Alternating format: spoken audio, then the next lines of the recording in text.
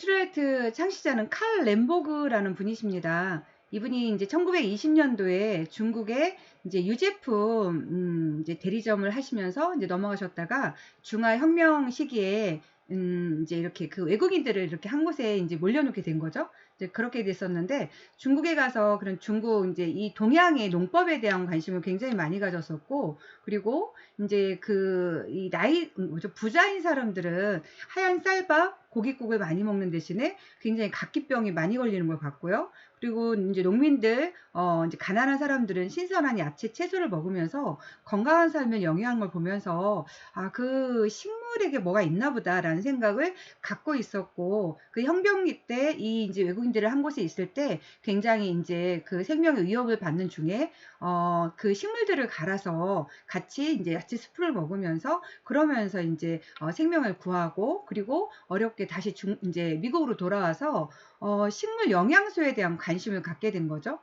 그래서 중국에서 알파파를 먹는 소들이 굉장히 건강한 모습을 봤던 거예요. 그래서 소에게 좋은 것이라면 사람에게도 좋을 것이다라는 가설을 세우고, 이제 그 알파파를 비롯한 식물 영양소를 가공하는 실험을 하게 된 거죠. 이분이 이제 미국에 돌아왔을 때 나이가 이제 40세였대요. 저는 지금 사실 이렇게 이제 다 우리 입학하신 대학원 동기분들이 물론 젊은 친구들도 계시지만 또 연배가 비슷한 분들을 보시면서 그래, 우리가 나이가 지금 적은 나이가 아니다. 이제 그 40대 이분이 도전했던 그 연구로 인해서 지금 80년, 90년이 지난 이 시대에 이제 영양에 대한 이 전 세계 사람들의 건강을 지금 살피는 그런 회사가 됐던 비전을 보면 우리의 지금 어떤 이제 생각들이 또 미래에게 도움이 될 수 있겠구나라는 생각이 또 해보게 됩니다.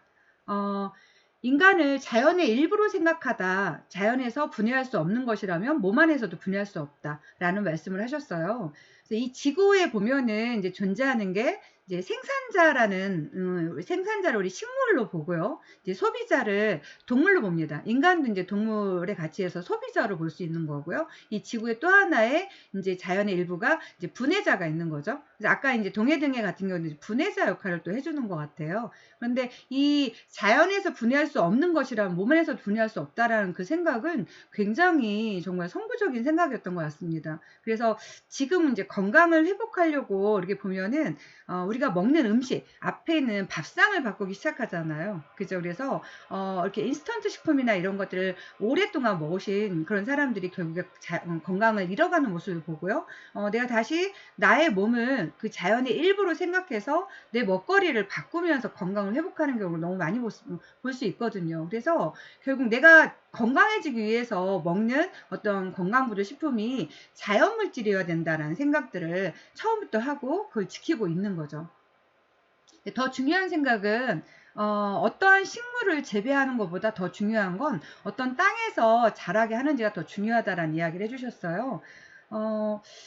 이제 엊그제 그 동해등에 그 이제 대표님이 오셔서 어떤 것을 먹이느냐에 따라서 어떤 이제 그 식품을 이 동해등해한테 먹느냐에 따라서 나오는 게 다르다. 이제 이런 이야기를 하면서 그 유기물의 종류에 따라서 얘가 이제 다른 것을 만들고 이거 이제 분변토로 나왔을 때 그걸 다르게 쓸 수 있다라는, 그게 그 동해등해한테도 그렇지만 식물한테도 그런 것 같아요. 그래서 어느 지역에서 나온 이런 작물들은 더 싱싱하고요. 당도가 높고 뭐 이런 것들을 보면 결국 토양의 산물이라고 생각하는 게 맞는 생각인 거죠. 저는 개인적으로 저희 집이 시골이거든요. 과수원을 운영하셨어요. 그래서 저희 그 과수원에 있는 배가 다른 지역의 배보다 사실 이렇게 딱 먹어보면 그 육즙이라든지 아니면 그 씹는 맛이 굉장히 부드럽고 좋습니다. 근데 그렇게 먹다가 다른 곳의 배를 이렇게 먹어보면 굉장히 이렇게 모양은 이제 좋은데 이제 씹으면 약간 돌덩이 같은 그런 느낌들이 많거든요. 근데 그게 그 지역의 토양에 의해서 많이 다르다. 그리고 이제 경사가지 어떤 이제 언덕백이 있는 그런 이제 농장이기 때문에 그런 게 다르다는 얘기를 많이 제가 듣고 자랐는데, 이 뉴트럴라이트에서도 보니까 그 원천을 농장의 어떤 토양을 보고 있는 것이 정말 굉장히 중요한 생각인 것 같아요. 그래서 제가 2002년도에 미국에 가서 이 농장을 방문했을 하실 때 그 연구원들이 그 말씀 해주셨거든요. 이제 어느 지역이든지 삽을 한 컵 이렇게 딱 떠가지고 그 토양에 대한 분석을 해서 그게 완벽한 밸런스가 맞춰졌을 때 거기다 작물을 심기 시작한다라는 말씀을 해주셨을 때 굉장히 감동이 있었거든요. 그래서 제가 이제 클 때 봤던 저희 과수원의 모습을 이렇게 생각해 보면 저희 어렸을 때 농약 굉장히 많이 했거든요.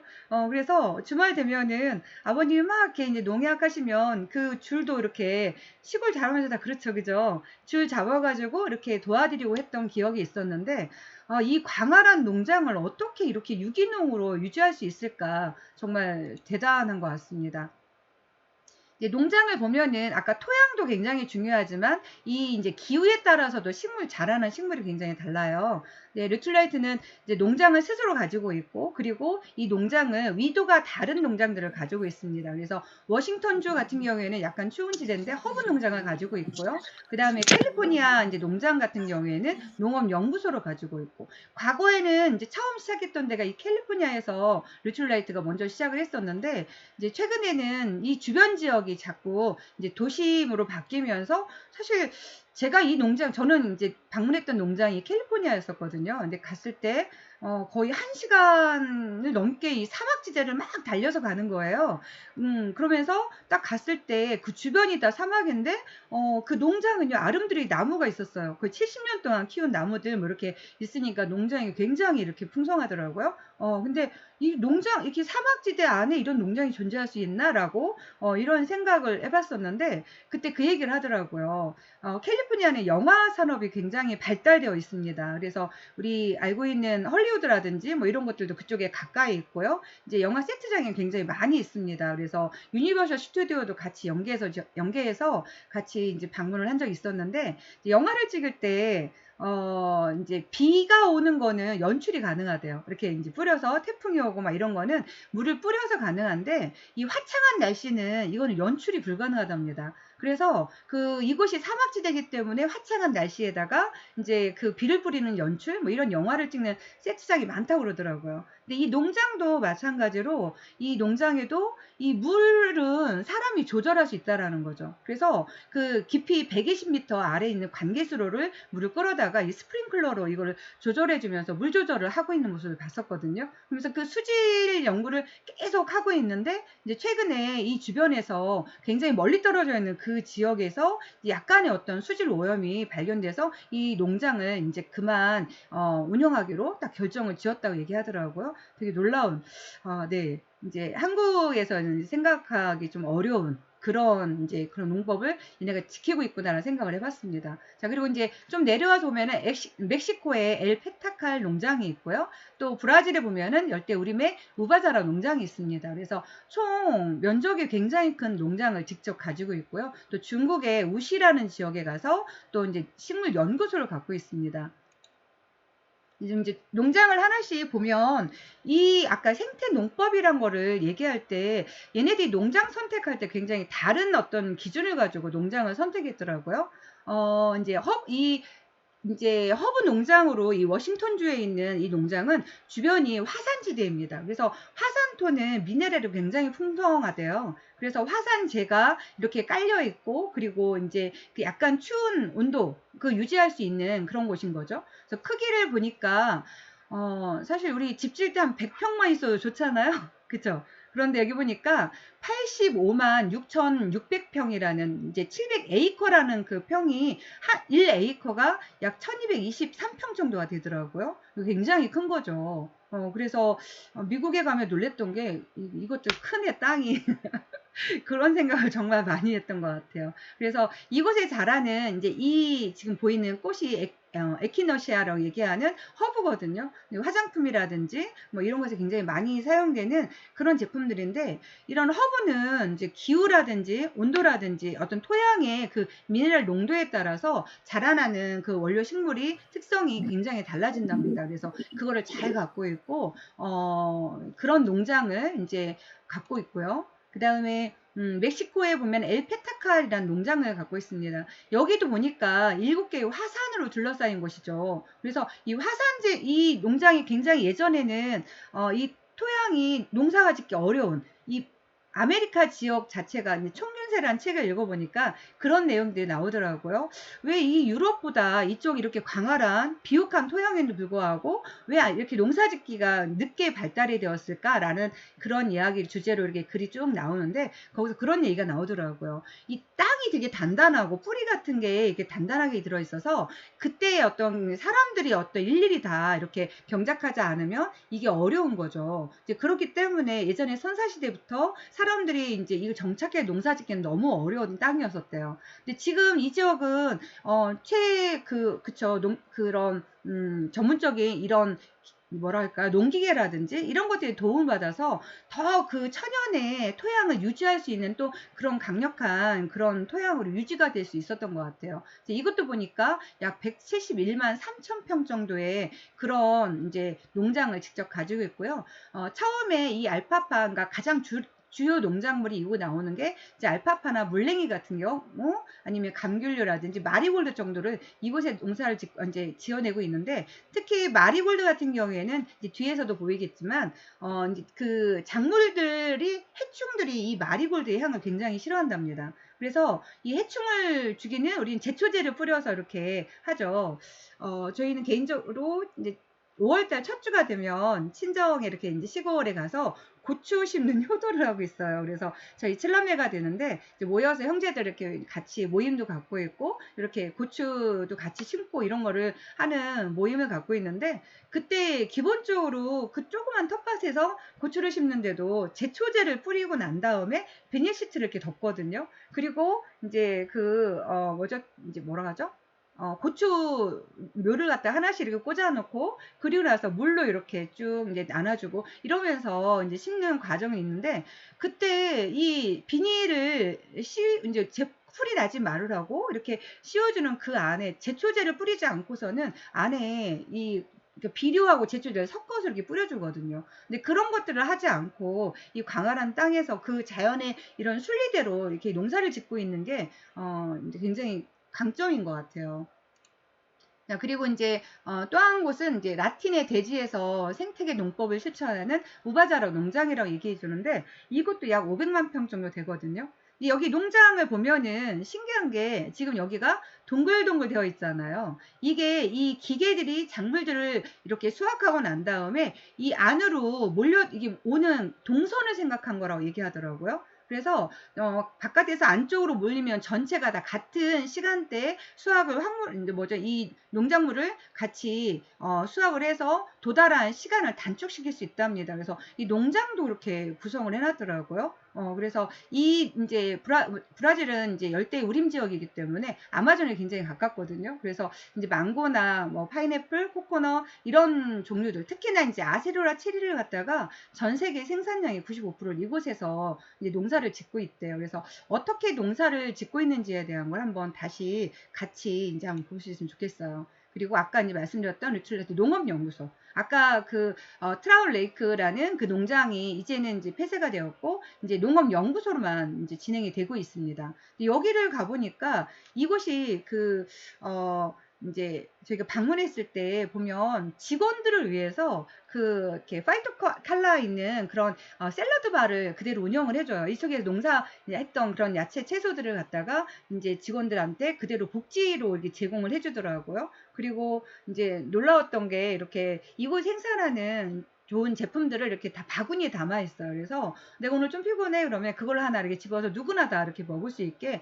비치되어 있는 모습도 굉장히 놀라웠던 것 같아요. 그래서 이제 건강한 식탁이라는 프로그램에서 한번 이렇게 방문하면서 나왔던 이제 연구소입니다.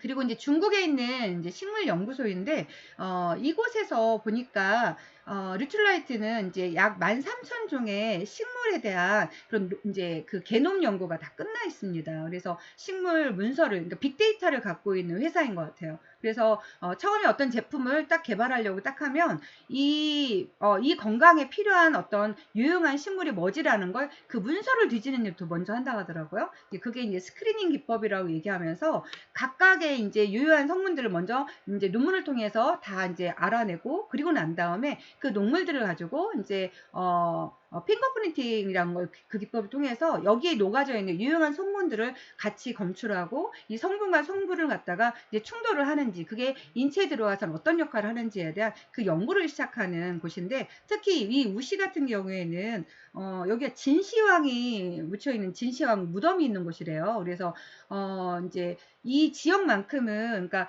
이렇게 산업 어떤 공장이라든지 이런 것들이 이 지역엔 들어오지 않았다 하더라고요. 그래서 이 땅이 천년간 어떤 이렇게 산업화되지 않는 땅으로 보존되어 있는 땅이라고 하더라고요. 그래서 이곳에서 이제 벼농사가 꾸준하게 지어져 있었는데 이 토지를 갖다가 이제 개선하기 위해서 거의 2년간 아까 말씀드린 것처럼 토양 하나하나의 그 성분들을 맞춰주기 위한 작업들을 2년간 했었고 그리고 난 다음에 이제 여기를 이렇게 조성을 하는 그런 이제 연구를 했더라고요.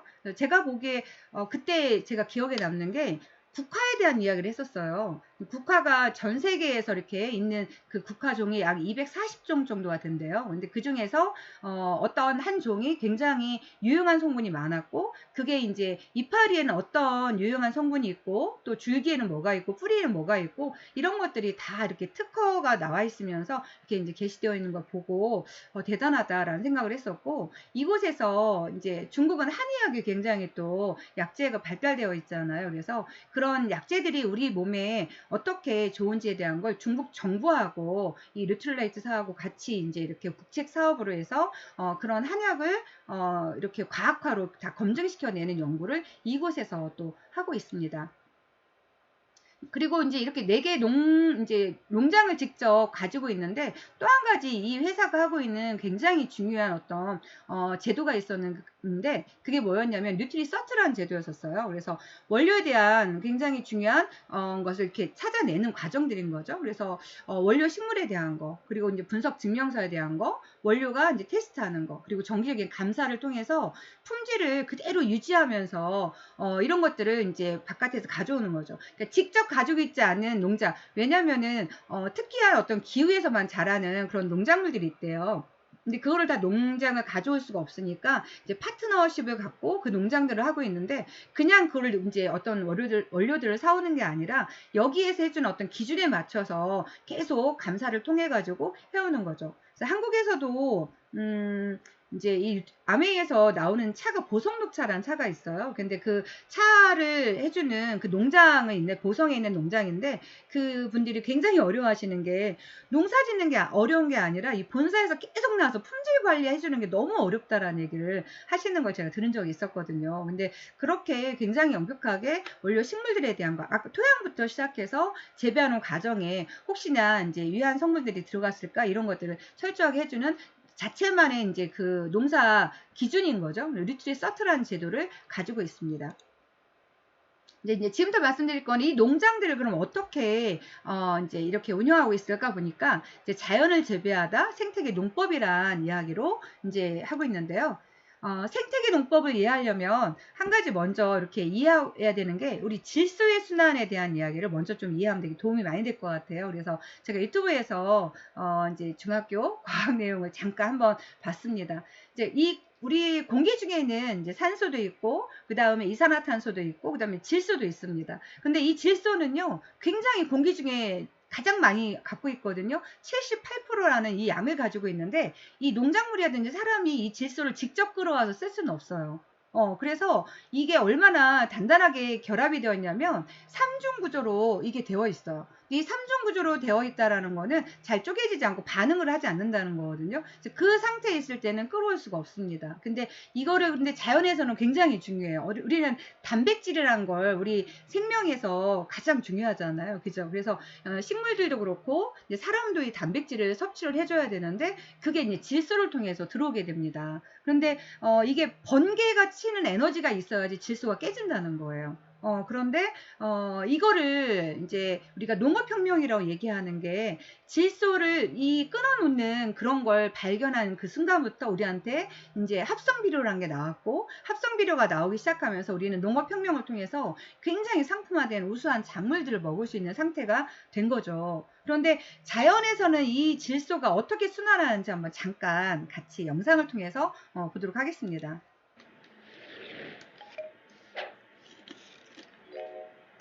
소리가 들리시나요?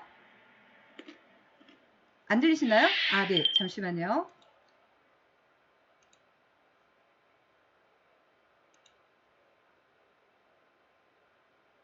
소리 공유 한번 제가 다시 한번 잠깐 하겠습니다. 아, 잠시만요.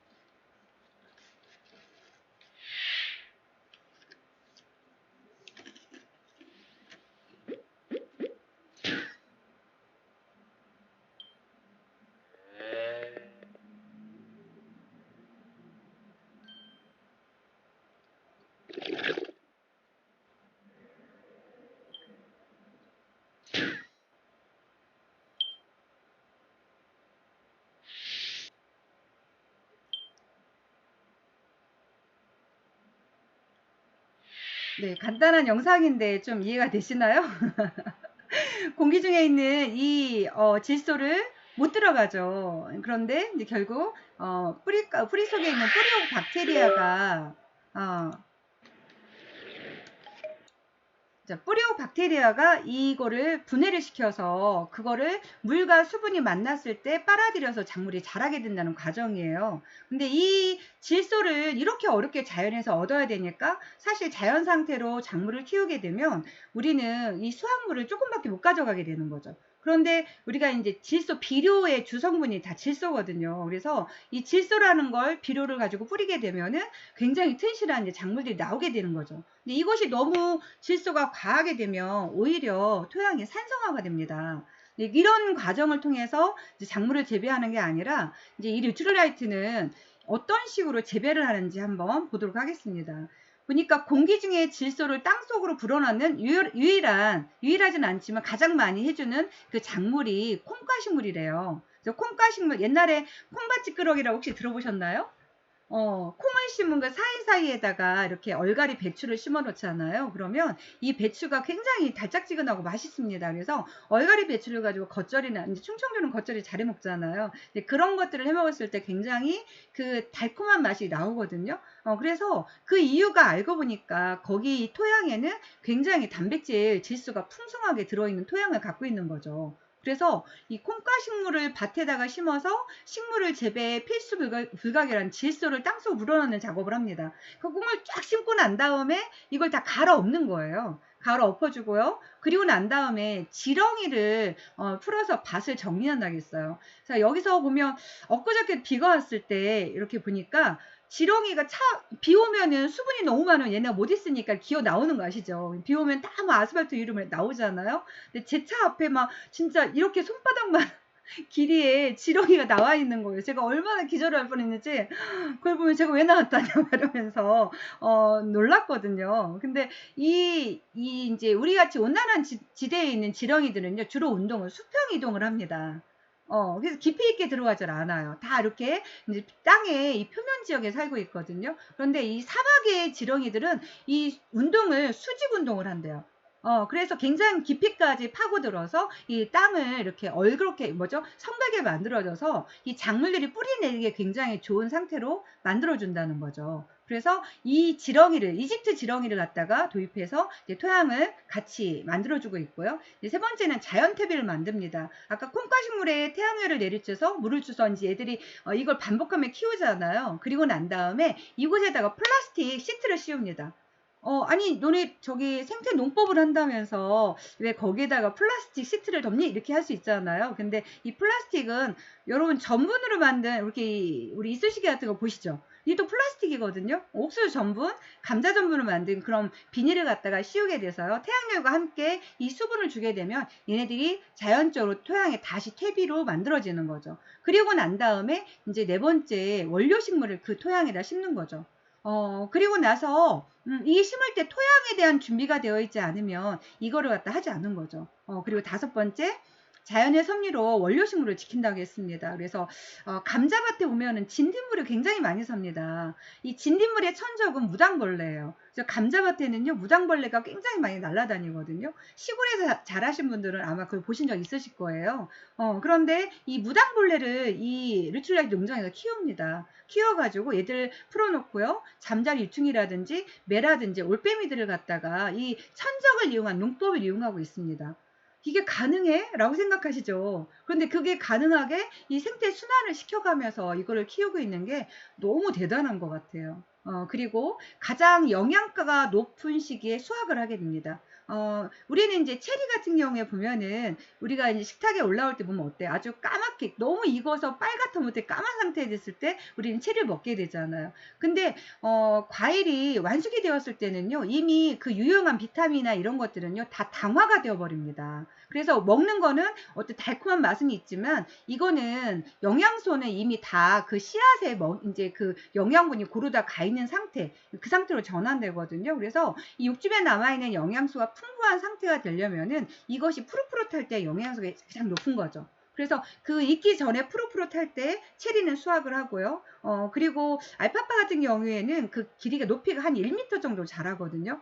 그리고 뿌리가 이 땅 밑으로 들어있는 거는 거의 약 2m 정도 뿌리를 내린대요. 그래서 굉장히 땅속 깊숙에서부터 이걸 빨아들이는 거죠. 그런데 영양분이 풍성한 부분은 상위에 한 20cm, 15 내지 20cm 정도에만 굉장히 풍성한 영양가가 듬뿍 들어있다는 거죠. 그래서 여기에서는요, 그 상위 20cm만 이렇게 커팅을 합니다. 그럼 나머지 한 80cm는 남아있잖아요. 그러면 그것을 누가 먹게 하냐면 양이 그걸 뜯어먹게 풀어줍니다. 그럼 양은 또 뭐를 하게 돼요? 아까 소가 똥을 싼 것처럼 양도 똥을 싸겠죠. 그럼 그게 또다시 자연 퇴비로 만들어지는 이 순환 과정을 그대로 지켜가고 있습니다. 그리고 나서 이제 그 원료식물을 하고 난 다음에는 이 땅이 굉장히 크기 때문에 1년간 휴경지를 하고 있어요. 그래서 돌려서 계속 땅을 쉬게 하면서 사실 우리 같은 경우에는 뭐 쉬게 할 수 없죠. 이 땅이 계속 웍거리기 때문에 다시 비료 뿌리고 막 산모작하고 막 이런 식으로 비닐하우스까지 해서 이거를 막 돌려대는데 이곳에서는 그런 거를 하지 않습니다. 그래서 그게 가장 큰 차이점인 것 같아요. 농장에 대한 걸 한번 같이 보여드릴게요. 얘네가 유기농법을 어떻게 하는지 한번 보실 수 있을 것 같아요.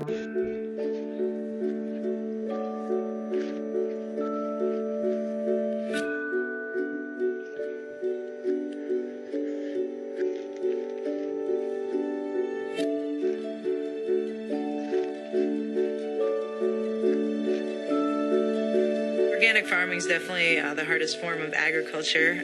I love people, I love organic, and I love to work hard, which are kind of all the things that you really get in organic farming.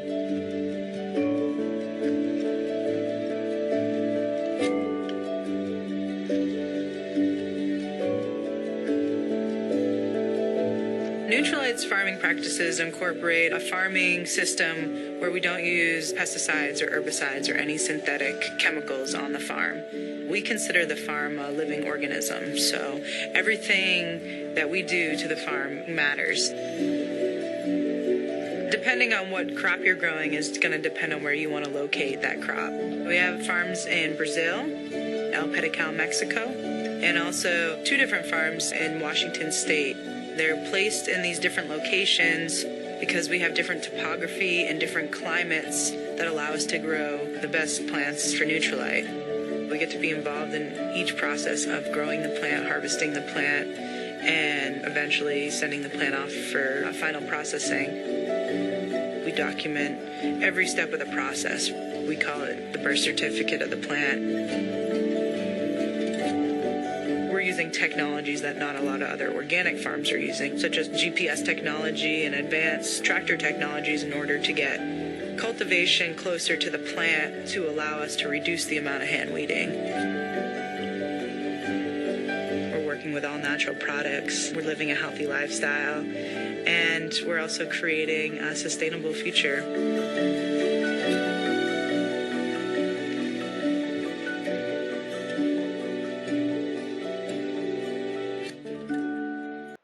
네. 좀 전에 보면은 인제 그 농기계에 대한 이야기가 나왔었잖아요. 이 농기계가 거기서 보니까 이거를 운전하는 분이 보니까 공학 박사이시더라고요. 너무 놀랐었어요. 그래서 그분이 그러니까 이 GPS를 갖다가 인제 뉴트럴라이트 자체 본사에서 이거를 인제 체크를 하고 있는 거죠. 그래서 토양에다가 이렇게 땅을 그러니까 이걸 깊숙이 종묘를 할 때 약 80cm 정도에다가 씨앗을 심었을 때 그게 가장 안정되게 자리를 잡는데요. 그래서 그 땅 깊이를 정확하게 체크를 하면서 이 작물들을 심어가고 하는 것들을 봤었거든요. 그래서 그리고 난 다음에 이거 다 인제 이 하루의 일이 끝나고 난 다음에 저희 예전에 집에 보면은 뭐 이렇게 농사 짓고 오면 괭이도 집어 던져 놓고 낫도 집어 던져 놓고 또 필요하면 또 가서 이렇게 그냥 쓰고 이렇게 하는 게 우리 보통의 모습인데 너무 놀라웠던 건 이 GPS 기계 있죠. 그런 것들을 다 살균을 합니다. 그래서 그 한쪽에다가 놓고 완벽하게 이 시스템적으로 관리하는 모습을 봤어요. 그래서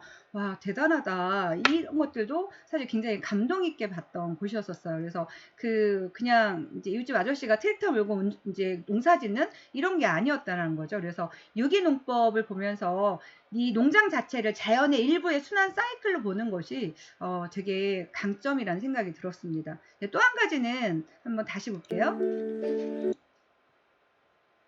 생태의 농법에 대한 거를 어떻게 지금 실현하고 있는지에 대한 걸 나온 거였는데 너무 짧게 요약이 잘 되어 있어서 한번 제가 영상을 준비해 봤습니다. 뉴트리라이트 농장에 갔을 때 말로만 듣던 팜 오가니즘이 어떤 모습으로 있는지 직접 눈으로 보게 되니까 인상적인 것들이 참 많았습니다. 가장 인상적이었던 건 그 중에서도 원시림이었습니다. 얼핏 보기에는 농장에 도움이 안 될 것 같은 그 숲이 농장의 일부분으로 그대로 있다는 게 가장 인상적이었습니다. 뉴트리라이트 농장에는 많은 동식물들이 있습니다. 동물들이 배설하는 배설물들, 그걸로 농장에 필요한 거름들을 만들고 있으니까. 근데 그 양이 어느 정도냐면 불도저로 옮겨야 될 정도로 큰 산만한 거름산들이 아주 독특한 풍경으로 있었습니다. 뉴트리라이트 생태학자편은 뉴트리라이트의 브랜드 슬로건인 The Best of Nature, Best of Science를 가장 잘 보여주는 편이라고 생각합니다. 그동안 뉴트리라이트의 네이처적인 부분을 많이 강조했다면 이번에는 그 네이처를 과학적인 측면에서 어떻게 의미를 둘 것인가를 더욱더 상세하게 보여주는 그런 의미 있는 편이라고 생각합니다. 이번 광고를 만들면서 초기에는 저희들이 비주얼 임팩트에 관심이 많아서 숲속으로 막 매가 날아간다든지 이런 비주얼 임팩트를 아주 강조했었습니다. 근데 그러다 보니까 우리 그 키 메시지가 잘 안 들리는 거예요. 그래서 키 메시지의 이해도를 높이는 쪽으로 비주얼을 조정을 하고 카피를 수정해서 다시 만든 결과가 이번 광고입니다.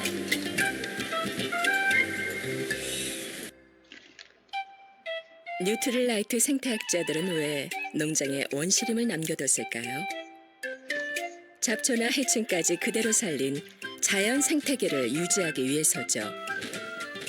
이런 유기농 농장에서 좋은 영양소가 만들어집니다. 나는 40살의 뉴트릴라이트 생태학자. 그러나 77년의 농장 설계 노하우를 가지고 있습니다. 77년? 네. 보니까 여기에서 아까 그 원시림을 남겨놨다고 했잖아요. 그 원시림이 그런 해충이라든지 해충 피난소 역할들을 얘네가 해주고 있는 거예요. 그리고 또 가축 농장을 통해서 얘들의 이제 그 분변토, 그쵸? 분변 그런 것들이 가축 분변토가 결국 다시 퇴비로 사용될 수 있는 선순환을 시켜주고 있었고요. 그냥 천연 퇴비를 가지고 토양을 유지시켜주는 이런 것들을 자체에서 계속 순환 사이클을 만들어주는 거죠. 그리고 자연 방풍리령을 통해서 어떤 바람에 이 농장의 작물들이 그렇지. 그러니까 그 사람한테 얘기를 해야지. 왜냐하면 우리 사람도 알 수 있어. 아, 네. 소리가 잘 안 들리나요? 은 대표님, 마이크 꺼주세요. 네, 됐습니다. 네. 그 자연 방풍림을 통해서 이 안에 있는 농작물한테 그런 바람의 피해가 줄 수 있지 않게 높은 방풍림을 유지하고 있었습니다. 그래서 그것도 와, 이 농장 자체가 하나의 이제 자체 어떤 생명 순환, 생태 사이클을 유지하고 있구나라는 것도 볼 수 있었습니다. 자, 그리고 이제 이게 이 속에 있는 그 작물도 굉장히 중요하지만 이곳에 함께하고 있는 사람들도 자연의 일부라고 생각을 하는 거죠. 그래서 여기에 있는 그 사람들이 떠나면 농장을 유지할 수가 없잖아요. 그래서 이 지역사회 공원이라는 부분을 통해서 학교를 세우고 그 지역에 있는 아이들의 영양 상태를 다 돌봐주고 그리고 이 아이들을 그 속에서 배우게 하는 어떤 지역 공동체까지도 같이 운영하는 모습을 또 같이 볼 수 있거든요. El Petecal Farm is located in Jalisco in central Mexico. It's over 1,300 acres and employs 250 people.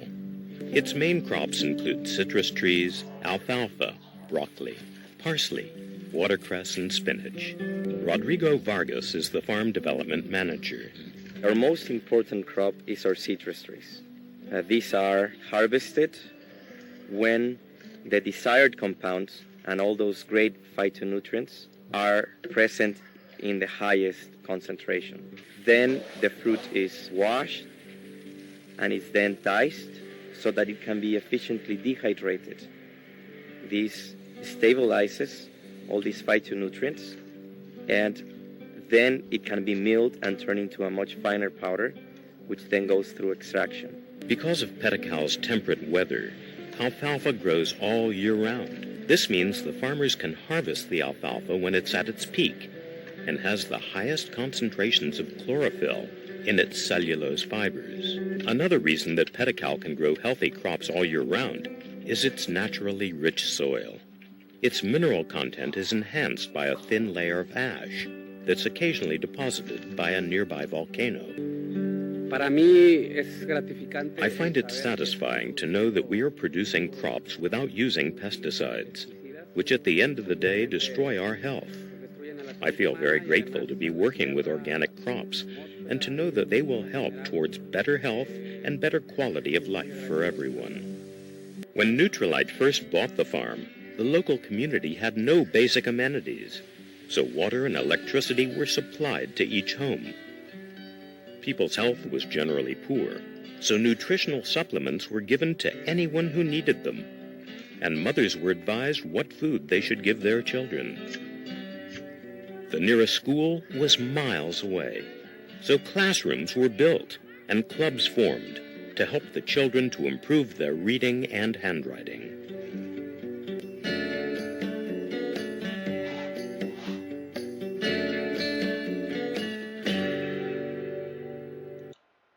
네. 보니까 아까 이제 처음에 이 농장을 구입했을 때 지역 사회에 굉장히 낙후되어 있는 곳이었던 거죠. 그래서 이제 물이라든지 전기 공급을 해주고 그리고 난 다음에 공동체를 유지해주고 학교를 해주고 또 어머니들한테 아이들을 건강하게 키우기 위해서 영양에 대한 어떤 설계를 해주고 그리고 그들이 함께 할 수 있는 어떤 그런 문화시설이라든지 이런 것들을 계속 같이 할 수 있게 그런 것들을 유지해주는 게 사람도 자연의 일부로 또 같이 유지할 수 있는 그런 걸 보면서 또 굉장히 감사하다. 전체를 같이 보고 있구나라는 생각을 또 하게 되는 또 그런 내용이었었고요. 이제 다음은 아까 매를 가지고 어떻게 농사를 짓는다고? 라고 또 볼 수 있는 부분이에요. 그래서 그 훈련된 매를 이렇게 해주는데, 우리 같았으면 이제 쥐를 잡아야 돼, 농작물에. 저희 이제 그 시골 농장에 가보면 가끔 멧돼지가 출현을 합니다. 그러면, 멧돼지가 출현하면 이제 전화를 해요, 동사무소로. 그러면 이제 그 총을 가지고 오신 분이 그 멧돼지를 잡습니다. 이런 거를 지금 하고 있거든요. 그런데 이곳에서 보니까 이곳에 쥐가 나타나면 우리는 잡아야 된다고 생각하는데 이 매는 잡지 않아요. 그냥 쫓아낼 뿐이라는 거죠. 그래서 걔들도 생명을 유지할 수 있게 해준다는 게 정말 이게 가능해? 라고 생각할 정도로 너무 신선한 생각이죠. 그래서 한번 같이 또 보도록 하겠습니다. My name is Court Clayton. I'm a falconer here at Trout Lake Farms. And this is Copper. He's a Nutrilite falcon. Copper is a 4-year-old red-naped Shaheen. It's a Middle Eastern species of falcon. He's a fierce little predator and he's immensely intimidating to pest birds, but he's an absolute sweetheart. He's a very gentle little bird. Our job is to protect the crop. Nutrilite has recognized the value of falconry as a bird control technique as part of their sustainable farming operation. And it's the only supplement company that uses falconry to control pest birds on their property. Falconry has a number of advantages over conventional bird control techniques. Conventional bird control generally consists of scaring birds away with either visual or auditory deterrence. Falconry takes advantage of the natural profile of a raptor in flight. Falcons are natural predators of birds, and they look different in flight than a hawk does. And to a pest bird, they're very intimidating. What we do is consistent with Nutrilite's sustainable farming operation. First and foremost, it's natural. We're using trained wild-type predators in a natural setting to deter pest birds. Secondly, it's non-lethal. Despite the fact that these are natural predators of birds and they pursue them and chase them, we don't catch them. We're not killing pest birds on the property. We're just intimidating them and scaring them. And lastly, it's quiet. It's very neighbor-friendly. We're not making noise. We're not using propane cannons. We're out here flying these birds around quietly. They climb up over the farm and they soar over the fields and they create this cone of deterrence, essentially, that every pest bird for miles is tuned into and aware of, and it's that chronic predatory presence that keeps the pest birds chased away from the farm during that critical window when the crop is down and vulnerable to damage from the birds. In essence, we don't train these birds to do very much. Most of what they do is very natural. We let them fly around, which they naturally want to do. They chase birds, which they naturally want to do. And all we really ask of them is for them to come back to us. So it's a very positive, cooperative working relationship with these birds. All of our birds are raised in captivity, and Copper was raised by adult falcons with him and his siblings. So when he first came to me for training, he was very wild. But because of his breeding and the way he was trained, he has a fantastic personality, and he's just a joy to work with.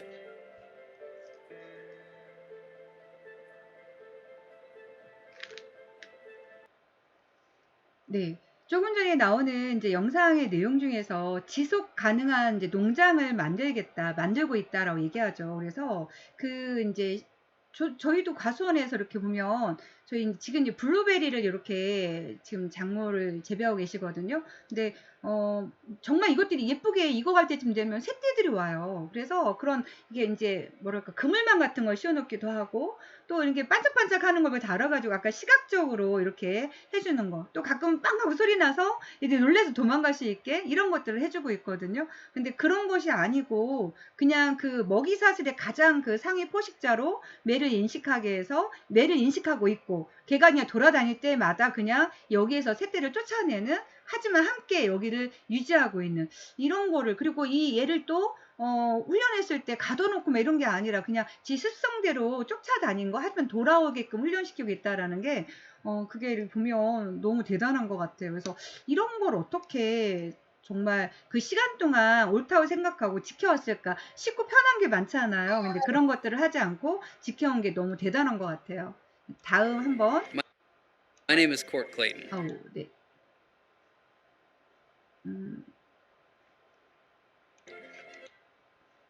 네.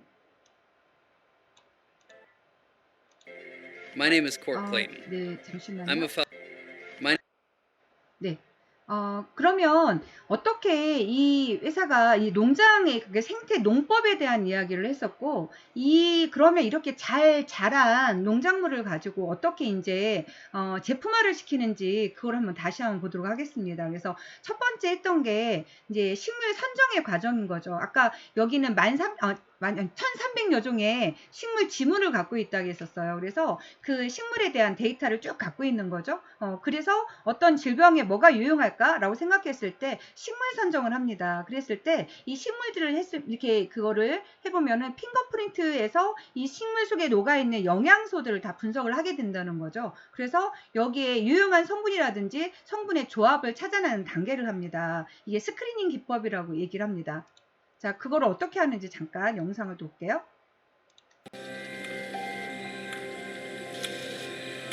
Chromatography is a technology that enables you to separate components from a complex mixture. Plants are very complex, as we know, and chromatography helps us to separate their phytochemicals or phytonutrients, as we call them. As a phytochemist, one of my jobs is to ensure that the botanicals of the plants we choose to put in our products live up to the quality that we claim. The plant materials are in the forms of liquids. They don't come as we know them in the supermarkets. So what we do is we analyze them, we test them to make sure they are belonging to the same source as we are going to claim. I am who I am based on my DNA fingerprint. Today what we are trying to do is ensure that this is really citrus extract. Like DNA fingerprint for me, the phytochemical fingerprint for citrus is its own signature. We test them by a technology called phytochemical fingerprint.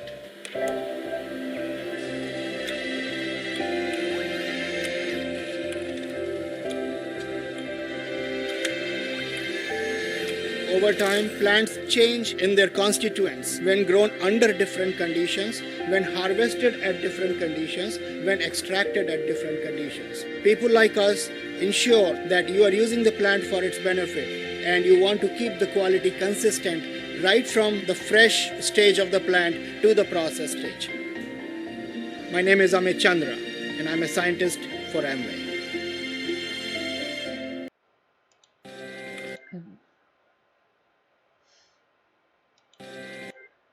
네. 첫 번째 단계에서 이 아까 식물들이 그냥 이것이 뭐 이제 마리골드야. 그럼 마리골드가 다 똑같은 마리골드가 아니라 그게 함량이 어떻게 잘 유지되어 있는지, 그럼 그 함량이 유지하기 위해서는 어떤 토양에 자라는지 이 과정들을 처음에 종자 선택에서부터 이거를 하기 시작하는 거죠. 그래서 이게 유용한 성분이야 라고 했을 때 그 다음에는 이 종자 선택을 합니다. 여러 종 중에서 어떤 것이 가장 유용한 것인지에 대한 걸 해보는 거죠. 그래서 이 보유한 식물들은 식물 관리 문서가 있대요. 그래서 씨앗들은 높은 영양분을 함유하고 있는지 오염이 되지 않았는지를 검사를 마치고 난 다음에 이제 이 추적이 가능하도록 많은 숫자를 부여하고 있답니다. 그래서 이제 지금은 종자 전쟁의 시대라고 얘기를 하잖아요. 식물 전쟁에 이제 우리가 식량 전쟁의 첫 번째가 종자가 없다. 아까 고추 종묘를 갖다 심잖아요. 신기하게 고추를 따서 그 씨앗을 예전에 말려서 다시 이 씨앗을 키울 수가 있었는데 요즘의 종묘는 딱 1년치예요. 그래서 고추를 딱 심고 난 다음에 죽고 나면 다시 재배할 수 없습니다. 씨앗이 유용하지 않아요. 그리고 또 우리 다 그 GMO라 해서 종의 결합을 통해서 씨앗이 없는 것들을 다 우리 재배하죠. 우리의 편리함 때문에. 그래서 씨 없는 수박, 씨 없는 포도 막 이런 것들을 만드는데 이제 조금 지나면 사람도 씨가 없어지는 그런 상태로 아마 가게 될 거예요. 이미 가고 있죠. 그래서 알 수 없는 불임률이 굉장히 높아지고 있는데 그런 것들이 우리가 먹는 걸로 인해서 그 DNA에서 영향을 받고 있다 얘기하는 거죠. 근데 건강한 그 90년 전에 종자를 얘네가 지금도 가지고 있고 보호하고 있다라는 거는 앞으로 이 회사가 갖고 있는 굉장히 또 큰 비전 중에 한 가지입니다. 종자 선택을 하고요. 세 번째, 이 종자가 적합한 그 기후, 농장을 선정합니다. 그래서 이상적인 기후 환경을 가진 농장을 찾아보는 거죠. 그래서 이제 재배할 수 있는 곳이 있고요. 그리고 또 보유하지 못했다고 생각하면 그 농장을 찾아내서 아까 뉴트리 서트 제도를 통해서 그곳에서 그 농작물을 재배시키는 걸 또 하고 있습니다. 그리고 이제 재배할 때는 살충제라든지 비료를 쓰지 않는 생태계 농법으로 해주고 있죠. 그래서 비료는 이제 제초제는 사용하고 있지 않지만 그 해충들이 싫어하는 마늘의 어떤 특별한 성분이 있답니다. 그게 살충제 효과를 똑같이 하고 있대요. 그래서 천연에서 나온 마늘 농축물을 가지고 그냥 천연 이제 제초제 역할을 하는 것들을 또 뿌려주더라고요. 그리고 또 식물 사이사이에 이 해충들이 싫어하는 마리골드를 심어놓고 그 향들이 싫으니까 얘들이 또 떠나가게 하고요. 이 떠난 애들이 또 다 떠나면 나중에 그 이충만 남아서도 또 이 생태계가 깨진다라는 거죠. 그래서 이 해충들이 모여 살 수 있는 해충 피난소를 또 갖고 있는 거예요. 그래서 이 각각의 사이클들이 다 같이 공존할 수 있는 생태 농법들을 그대로 하고 있습니다. 그리고 이제 수확할 때 아까 영양 가치가 가장 높을 때 이제 맞춰서 수확을 하고 있다라고 얘기를 했었고요. 그리고 이제 수확하고 건조할 때도 이렇게 잘 자란 이 작물들을 가지고 제품화 시킬 때 영양소 다 파괴되면 안 되잖아요. 그렇죠? 그래서 그 영양소를 잘 유지할 수 있는 걸 또 하고 있습니다. 그래서 이제 영양적 가치가 가장 높을 때, 아까 그 아세로와 체리 같은 경우에는 푸릇푸릇할 때, 감귤류도 다 익은 상태가 아니라 그 초록색일 때가 가장 영양소 함량이 높다라는 거죠. 그때 빨리 따서 이것을 이제 건조하고 난 다음에 옮겨지게 되죠. 자, 그래서 아까는 농법에 대한 이야기를 했었는데 이것들이 수확이 되게 되면 이제 대형 건조기로 이제 그 원료 식물들을 탈수를 해줍니다. 그래서 이 속에서 마치 우리 녹차 잎을 말리는 것처럼 이렇게 말려주고요. 그리고 이제 두 번째, 건조한 원료 식물을 잘게 분쇄를 합니다. 근데 이 비타민이라든지 원료 식물에 들어있는 비타민, 미네랄은 열에 굉장히 약합니다. 그래서 이것을 그 영양소가 파괴되지 않게 제품화시킨 게 최고의 관건이거든요. 그래서 이 식물들을 우리가 그냥 으깨면은 영양소를 충분하게 뽑아낼 수가 없다라는 거죠. 그래서 잘게 썰어서 밀링 기법을 얘네 자체의 특수 기법을 가지고 있어요. 그래서 밀링이란 게 뭔가 했더니 우리 연필깎이 있잖아요. 샤프에다가 연필깎이 돌면 어때? 잘게 얇게 깎이잖아요. 그렇게 하는 것처럼 식물들을 이렇게 분쇄를 해주고 난 다음에 거기서 이제 영양소를 추출하는 기법이 밀링 기법이래요. 그리고 이 영양소를 이제 빨리 말려야 되잖아요. 그래서 이랬을 때 스프레이 드라이 기법으로 수분을 제거시킨답니다. 이거는 아까 이제 그 밀링에서 잘 충분히 뽑아낸 걸 순간적으로 이 수분을 날려주는 거죠. 그래서 아이스크림 우리 튀김법 아세요? 고온에서 아이스크림 순간적으로 튀겨내면 모양이 유지되면서 이거 형태를 유지하는 그 아이스크림 튀기법에서 이걸 착안해서 고온의 철판에다가 순간적으로 스프레이를 해서 이거 분말로 이 분말로 만들어내는 건데 예전에 이 시골에서 보면 조금 있으면 우리 송화가루 또 엄청 날리잖아요. 혹시 송화 다식 드신 분들 계신가요? 저희 할머니께서 예전에 그렇게 자연에서 있는 송화가루 녹여가지고 이렇게 수분에 날리면 이 노란 송화가루가 남고요. 그거를 이제 엿에다가 이렇게 해서 다식을 만든 적이 제가 본 적이 있었거든요. 근데 이 제품이 그런 것 같아요. 그 수분을 다 순간적으로 스프레이 드라이로 말려주고요. 그리고 제품은 맞춰서 분말을 정합니다. 예를 들어서 제품 알파파 같은 경우 아세로와 체리 같은 경우에는 수분을 만나면 얘 끈적끈적해지는 재질을 갖고 있대요. 그리고 알파파 같은 경우에는 수분에 별로 영향을 받지 않는답니다. 그래서 알파파하고 이 아세로와 체리를 같이 적절한 압력을 가지고 해주면 수분에 강한 제품을 만들 수 있는 거죠. 그래서 필요한 영양소하고 이런 것들을 정제를 만들어서 이제 이걸 농축을 해주고요. 그리고 나서 여기에서 죄송합니다. 제가 거꾸로 여기를 하나 건너뛰었습니다. 아까 영양소 추출하는 거를 먼저 했어야 되는데 1, 2, 3, 4 이렇게 가고 있잖아요. 네, 잘게 분쇄를 해주고 이제 영양을 추출해 줍니다. 근데 여기서 영양소 추출할 때 이 영양을 갖다가 파괴되지 않게 하기 위해서 얘네가 비등점을 낮춰줍니다. 비등점이라는 거는 우리 산에 올라가서 밥을 하면 밥이 잘 되는 거 아세요? 압력이 낮죠. 그래서 물은 100도씨가 돼야지 물이 끓는데 이 압력이 낮은 곳에서는요 100도씨가 아니어도 물이 끓고 밥을 할 수가 있습니다. 그러니까 고온으로 가지 않아도 이것을 끓게 하면서 영양소를 추출할 수 있다라는 거죠. 그래서 이제 물하고 알코올을 통해서 이 비등점을 낮추고 압력 조절을 통해서 영양소 파괴를 안 시켜주는 거죠. 그래서 파괴를 해주고 그리고 난 다음에 이제 유용한 성분을 농축을 시켜주고요. 이 칼렌보그가 생각했던 게 식물 전체가 다 유용하다고 봤던 거죠.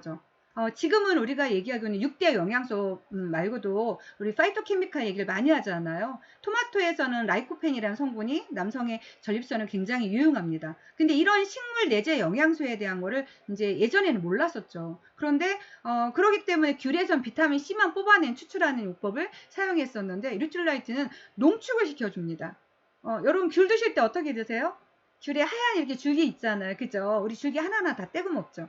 하지만 그 속에 식물에 가장 유용한 성분이 들어있거든요. 그래서 비타민C를 흡수할 때 이 속에 있는 식물 내재 영양소가 같이 들어가면 훨씬 더 흡수를 높여줍니다. 그러니까 귤 자체를 가지고 농축을 시켜주는 거죠. 그래서 식물 전체가 다 사람한테 유용하다라는 걸 믿고 있는 건 그거는 그 당시 나 혼자뿐이었다라고 칼렌보그가 이렇게 이제 자서전에 쓴 내용이 있거든요. 네, 이렇게 이 그러니까 추출이 아니라 농축을 시키는 방법, 그리고 이 수분을 날려주고, 그리고 나서 이제 제형을 만들어주고, 그리고 농축물을 완성시키고 난 다음에 정제를 만들어주는 거죠. 근데 이 정제도 보면은 우리 죽은 의사는 거짓말을 하지 않는다라는 그런 이제 책이 있어요. 거기서 보면은 사람들의 뭐죠? 이제 배변한 걸 통을 가져가잖아요. 그러면 그 화학으로 만들어서 장 속에 녹지 않는 그 비타민 정제가 바닥에 아주 쫙 깔려 있다라는 거예요.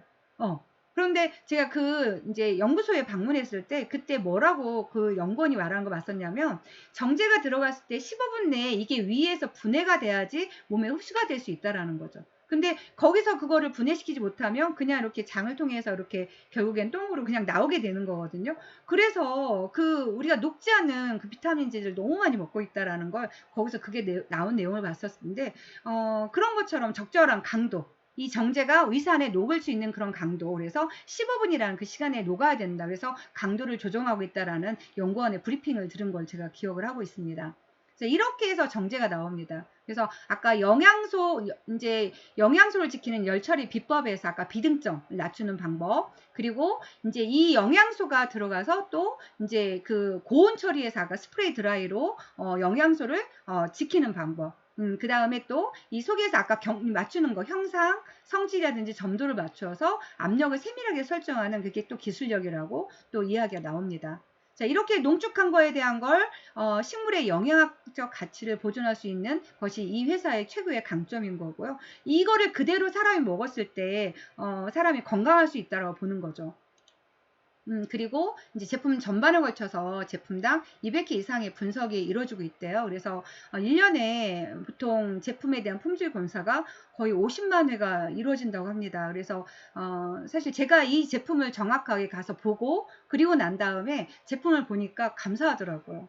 저희 집 텃밭을 기르는데도 그냥 저희가 뜯어먹는 상추를 기르는데도 비료를 뿌리고, 그리고 이렇게 제초제를 뿌려서 키우고 있는데, 그러지 않은 곳에서 우리 가족의 건강을 지킬 수 있는 천연의 어떤 유기 물질을 이렇게 얻을 수 있다라고 하는 걸 보니까 저 굉장히 감사했었고, 이거를 사람들한테 제가 한 명 한 명한테 알려줘야겠다. 어떤 걸 너가 먹어야 건강할 수 있는지에 대한 걸 알려줘야겠다라는 생각을 했었고, 또 그 농장에서의 그 사람들이 자연을 생각하고 사람들이 함께 공존할 수 있는 이런 사이클을 가지고 있는 거에 대한 것도 굉장히 자부심을 많이 느끼고 있습니다. 그리고 이제 이 제품에서 포장에 대한 것도, 그리고 이 제품을 담는 포장 용기도 마찬가지거든요. 플라스틱으로 만들어지는데 이 플라스틱이 밀랍으로 만들어져 있어요. 저희 언니가 약국을 경영하셔서 약국에 이렇게 찾아가 보면 일반 약품을 담는 케이스하고요, 처방전을 담는 케이스가 다릅니다. 처방전을 담는 케이스는요, 굉장히 고급 플라스틱 재질이래요. 그래서 그것만을 따로 이렇게 수거하는 분이 계시더라고요. 근데 그게 이제 가장 우수한 제품인 건데, 이 뉴트리라이트의 그 제품들 하나하나가 다 이거를 지키고 있는 제품들이에요. 그래서 밀랍으로 만들어져서 딱 태우면 천둥처럼 톡톡 떨어지는, 그래서 다이옥신이 나오지 않는 그런 제품인 거죠. 그래서 이 화학 용기가 속에 있는 이렇게 잘 만들어진 제품과 충돌하지 않게 안정성을 지켜주는 용기를 또 가지고 있습니다. 그래서 그런 또 용기에 대한 것도 굉장히 우수하고요. 그래서 이게 땅으로 돌아가면 이 플라스틱이 5년 내에 썩습니다. 아까 우리 플라스틱 시트를 넘는 게 옥수수 전분을 만들어서 이렇게 다 이제 땅으로 돌아간다고 했던 것처럼, 처음에 선택한 그 플라스틱 자체 용기가 이 땅으로 돌아가서 5년 내에 그냥 자체 분해되는 제품을 그 용기를 사용하고 있습니다. 그죠? 자, 그리고 이 땅 속에서부터 소비자의 손에 들어서 이 보테니컬 프로세스가 마무리된다고 얘기하는 이 9 보테니컬 프로세서를 저희가 같이 사람들 알려주자, 우리 건강을 위해서 알려주자라는 것을 같이 하고 있는데, 그 과정에 다 사람의 어떤 그 귀함과 그리고 자연의 일부임을 인식하게 하는 그런 과정들이 그대로 다 녹아 있는 것 같습니다. 그래서 이런 기업들이, 우리나라에도 더 많은 기업들이 이런 과정들을 통해서 지속 가능한 생태가 유지되었으면 좋겠고, 우리들도 그 속의 일부로 같이 건강해서 이런 코로나 같은 이런 일들이 다시 우리한테 오지 않도록 우리의 면역이 좋아지는 그런 시간들이 있었으면 좋겠습니다. 제가 알고 있는 내용은 여기까지예요. 감사합니다. 이상 끝입니다.